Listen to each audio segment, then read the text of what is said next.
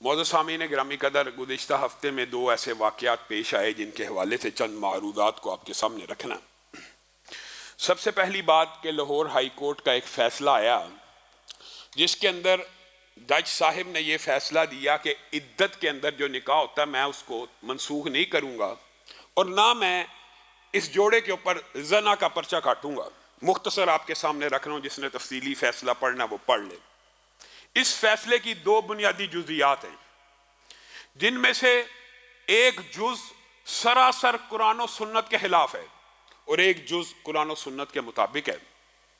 اس حوالے سے ہم ہائی کورٹ کے جسٹسوں سے، ہائی کورٹ کے ججوں سے، سپریم کورٹ کے ججوں سے ایک التماس بھی کرنا چاہتے ہیں کہ اسلامی شریعہ کا، اسلامک جورسپروڈنس کا اگر کوئی ایسا فقہی کلیہ قاعدہ یا قانون آپ کے سامنے آ جائے جس میں کچھ ابہام ہو اور کوئی ایسا فیصلہ آپ کے سامنے آ جائے، تو سب سے پہلے ہماری تجویز تو یہ ہے کہ عدلیہ کے لیے بھی ایک علماء کونسل تشکیل دے دی جائے جس سے وہ کنسلٹ کریں۔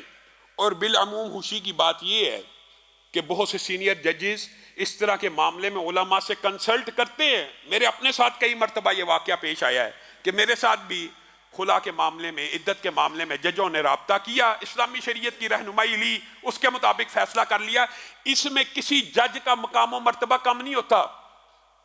LLB کے اندر اسلامک جورسپروڈنس موجود ہے، میں بھی قانون کا طالب علم ہوں، ایڈوکیٹ ہوں، پڑھا ہوا ہے، لیکن ہم خود پڑھ کے یہ بات سمجھتے ہیں کہ اس میں اتنی ڈیپ سٹڈی ہے ہی نہیں قانون شہادت کے بارے میں، اور کچھ بنیادی معلومات کے بارے میں تو اس میں سیکنڈری ایویڈنس، واقعاتی شہادت وغیرہ کو تو بیان کیا جاتا ہے، لیکن اتنا ڈیپلی اسلامی فقہ کو اور قوانین کو نہیں بیان کیا جاتا۔ تو جب اسلامی فقہ کا کوئی کیس آپ کے سامنے آ جائے، آپ علماء سے اگر رہنمائی لے لیں گے تو آپ کی عزت میں کوئی کمی واقعہ نہیں ہوگی، اور اس طرح کے جو بلنڈرز ہیں وہ نہیں مارے جائیں گے۔ ایک بات یاد رکھیے، عدت کے اندر ہونے والا نکاح جب بھی کسی حاکم کو، جب بھی کسی قاضی کو، جب بھی کسی سٹیٹ کے مالک کو، جب بھی کسی مقتدر کو، جب بھی قوت نافذہ کا اختیار رکھنے والے کے سامنے آئے گا عدت میں ہونے والا نکاح، تو اس نکاح کو فی الفور کیا کیا جائے گا؟ منسوخ کر دیا جائے گا، توڑ دیا جائے گا، میاں بیوی کی جدائی ڈال دی جائے گی۔ وجہ یہ ہے عدت کے بہت سی علتیں ہیں، اور آپ کو کئی مرتبہ یہ بات بھی سمجھائی ہے، ضروری نہیں شریعت کے ہر حکم کی علت آپ پا جائیں۔ شریعت سمعنا و اطعنا کا نام ہے، سنا اطاعت کی۔ پاؤں سے اوپر کپڑا رکھنا ہے، اس سے تکبر نہیں ہوتا۔ یہ علت تو معلوم ہو گئی، لیکن رکھنا کیوں ہے؟ وجہ کیا ہے؟ اس میں حکمت کیا ہے؟ یہ ہمیں معلوم ہو یا نہ ہو، ہم نے اطاعت کرنی ہے۔ مسا پاؤں کے اوپر کرنا، اس کی کیا حکمت ہے؟ معلوم ہو یا نہ ہو، پاؤں نیچے سے گندا ہوتا ہے، مسا اوپر کیوں کرنا ہے؟ اللہ کو معلوم ہے، رسول اللہ کو معلوم ہے، ہمارا کام اطاعت کرنا ہے۔ عدت کی ایک علت جو واضح ہے، یہ تو وہ تھی جو پوشیدہ، ان میں بھی اطاعت کا حکم ہے، اور عدت کے اندر تو ایک علت واضح ہے۔ کیا عدت کس لیے ہوتی ہے؟ اگلے نکاح سے پہلے ایک مدت دی جاتی ہے تاکہ پتہ چل جائے عورت حاملہ ہے یا نہیں ہے۔ یہ علت تو آپ سب کو پتہ ہے نا کیوں دی جاتی ہے؟ تاکہ حسب نسب محفوظ رہے۔ پرانے خامند کا بیٹا ہے، اگلے کے ساتھ عدت میں شادی ہو گئی ہے، حاملہ ہے، عدت کا موقع ہی نہیں ملا، پتہ ہی نہیں چل سکا کہ حمل ہے کہ نہیں۔ جب حمل ہو جائے گا تو پھر عدت کی مدت کیا ہو جاتی ہے؟ وضع حمل۔ اس لیے ہوتی ہے کہ حسب نسب محفوظ ہو جائیں، بچے کو اسی کے باپ کی طرف پکارا جائے۔ یہاں پہ عدت کے اندر نکاح کر دیا، بیوی بالفرض حاملہ ہے، کس کا بچہ ہے؟ نئے حامد کے نام سے پکارا جائے گا، پچھلے حامد کے نام سے پکارا جائے گا۔ تو یہ فیصلہ عدالت نے 100% خلاف اسلام، خلاف شریعت دی ہے، اور ان کو اس فیصلوں کے اوپر نظر ثانی کرنی چاہیے، اور اس کے اندر کوئی بھی کسی بھی قسم کی قباحت کی بات نہیں ہے۔ اور جو قرآن پاک کا یا فقہ کا کئی مرتبہ دکھ ہوتا ہے نا، آپ کو پتا سورۃ بقرہ کا بھی جس نے ترجمہ پڑھا ہو اس کے سامنے سورۃ بقرہ کی آیت نمبر 235 آ جاتی ہے۔ وہاں پہ اللہ رب العزت نے عدت میں نکاح کے بارے میں تو ولا تعظیموا کا لفظ بولا کہ جب تک عدت پوری نہ ہو جائے نکاح کا ارادہ نہ کرو، لیکن اس سے پہلے جو احکامات ہیں آپ سب جانتے ہیں جنہوں نے ترجمے پڑھے ہوئے ہیں، وہاں پہ تو اللہ تعالیٰ یہ کہتا ہے دوران عدت واضح اور صریح الفاظ میں پیغام نکاح بھی نہیں بھیجنا، یعنی نکاح کا پیغام ہی نہیں بھیجنا۔ یہاں پہ نکاح کر لیا جاتا ہے، پیغام نکاح بھی قول معروف کے تحت بھیجنا ہے۔ اتنی اجازت ہے کہ قول معروف کے تحت یہ عورت کو اطلاع مل جائے کہ جب میری عدت پوری ہوگی مجھ سے نکاح کرنے والے معاشرے میں لوگ موجود ہیں. یہ پیغام دینا درست ہے، لیکن اسپیسیفکلی عدت کے دوران یہ پیغام، یعنی ایک عورت نکاح میں ہے اس کو پیغام نکاح نہیں دینا چاہیے، ایک عدت میں ہے تو اس کو واضح صریح الفاظ میں پیغام نکاح، عدت میں نہیں ہے تو اس کے اگر پیغام نکاح نہیں ہے تو نکاح ہو جائے گا. جب بھی حاکم کو، قاضی کو، جج کو، عدلیہ کو علم ہوگا کہ عدت میں نکاح ہوا، پہلا حکم کیا ہوگا؟ ان کے اندر علیحدگی کر دی جائے. ہاں، جو دوسری بات انہوں نے کی ہے وہ اسلامی شریعت کے مطابق ہے کہ ایسے نکاح جن میں بے قاعدگیاں اور بے ضابطگیاں پائی جائیں، جن میں نکاحوں کی کوئی شرائط مفقود ہو جائیں، ان نکاحوں کے اوپر نکاح منعقد ہو جانے کے بعد کیا زنا کی حد لگتی ہے؟ نہیں لگتی. یہ بات انہوں نے اسلامی شریعت کے مطابق کی ہے اور یہ بات درست کی ہے. جو بات درست ہے ہم بھی اقرار کر رہے ہیں. وجہ کیا ہے؟ سنن ابن ماجہ کی مشہور حدیث آپ سب کو یاد ہے کہ ولی کے بغیر نکاح، یہ ایک فقہی قاعدہ بھی ہے اور فقہ حنفی کا اس کے بارے میں کچھ اختلاف بھی موجود ہے.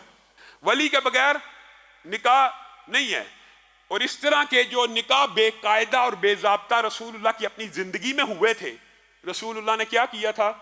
ان کی علیحدگی کروا دی تھی، ان کو منسوخ اور تنسیخ کا حکم نازل کر دیا، لیکن زنا کی حد مقرر نہیں تھی کی. گویا ایسے نکاح جن میں بے ضابطگیاں، کوئی شرائط میں سے کوئی شرط مفقود ہو نکاح ہو اعلان، تو اس کے اوپر زنا کی حد نہیں لگتی. البتہ ان کی فی الفور جدائی کر دی جائے گی اور جب عدت پوری ہوگی اگر وہ شادی نکاح کرنا چاہتے ہیں تو ان کا نکاح پڑھایا جائے گا. پہلی بات یہ.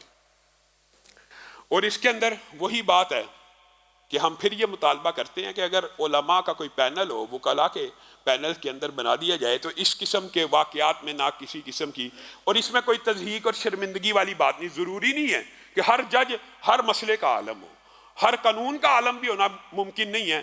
تو اسلامی فقہ کے کچھ پیچیدہ مسائل ایسے ہو سکتے ہیں کہ جن کے بارے میں ان کو آگاہی نہ ہو، تو اس حوالے سے ان کو علماء سے رہنمائی لینی چاہیے. دوسری بات، گزشتہ ہفتے میں ایک بہت دردناک اور ہولناک سانحہ ہمارے معاشرے نے اپنی آنکھوں سے مشاہدہ کیا.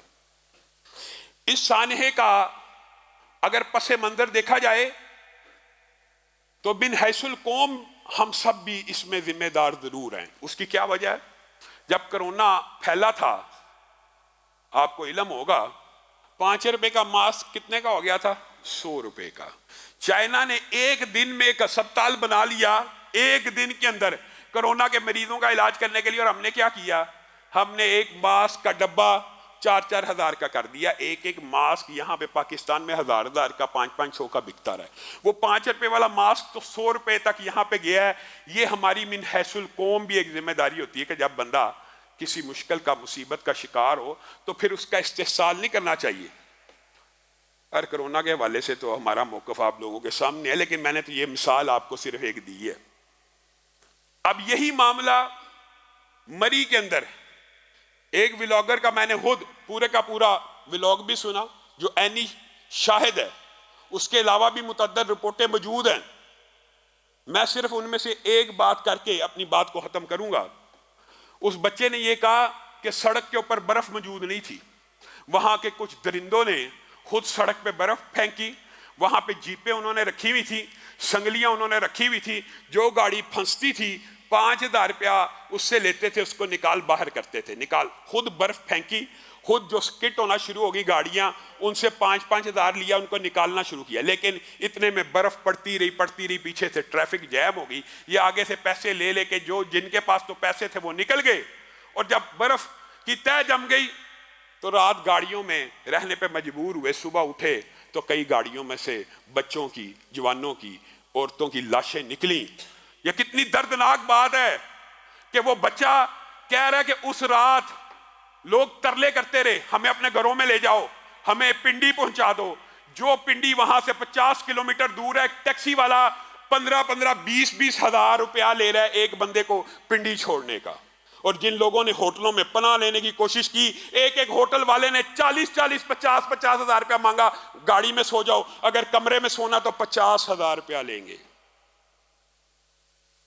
نازل کر تو عیسیٰ کو، اب بیج ہدایہ مہدی کو. دیکھ دجال آزاد ہوئے اور پھولوں کے کیا حال ہوئے. کیا آج بھی موقع نہیں آیا کہ ہم من حیث القوم اپنی اصلاح کرے؟ اور فواد چودھری صاحب اللہ معاف کرے، ہر سانحے میں ان کا ذکر آنا ضروری ہے۔ وہ جو کہتے تھے 1,00,000 گاڑیاں مری میں داخل ہو گئی ہیں، یہ معیشت کی مضبوطی کی دلیل ہے۔ اب 1,00,000 گاڑیوں کا داخلہ ہونا اور معیشت کی مضبوطی کا کریڈٹ تو آپ نے لے لیا، یہ جو 20 سے زیادہ لوگوں کی لاشیں اٹھی ہیں ان کا کریڈٹ بھی اپنے سر پہ لیں۔ یہاں پہ آپ صرف عوام پہ ڈال دیں گے۔ مانتے ہیں اس علاقے کے لوگوں کی ذمہ داری تھی کہ وہ دیدہ و دل فراش راہ کرتے، اس مجبوری کا فائدہ نہیں اٹھاتے، اور اللہ کے فضل و کرم سے یہ بات شرح صدر کے ساتھ کہتا ہوں اور اسی سے کہتا ہوں، سب سے پہلے اس بچے کے انٹرویو کے اندر بھی، عینی شاہد کے انٹرویو کے اندر بھی موجود ہے، سب سے پہلے وہاں پہ دروازہ اگر کھلا تو مسجدوں کا کھلا اور مدرسوں کا کھلا، جنہوں نے کہا آؤ 60 کی تعداد میں، 70 کی تعداد میں ان مساجد اور مدارس میں پناہ لے لو، کھانا بھی دیں گے، ساری رات ہیٹروں کو بھی چلائیں گے۔ سینکڑوں لوگوں کو جمعیت نے، اہل حدیث یوتھ فورس نے، طریق لبیک نے، جمعیت علماء اسلام نے، خدمت نے، آپ کو وہ این جی اوز وہاں پہ نظر آئی ہیں جو لاکھوں کروڑوں روپیہ لے کے لوگوں کی امداد کرتی ہیں؟ وہاں پہ مولوی آپ کو نظر آئیں گے، لیکن ان کو نظر نہیں آئیں گے۔ فوج نے، علماء کے شانہ بشانہ، اہل حدیث یوتھ فورس نے، ہماری جماعت نے، پورے علاقے کی جتنی مساجد تھی، خود مرکز علامہ احسان اللہ ظہیر باڑہ گلی کے اندر جو ہے، سب نے اس بات کا متفقہ اعلان کیا، سارے مسالہ کی مساجد نے، جس نے پناہ لینی ہے مسجدوں کے دروازے کھلے ہیں۔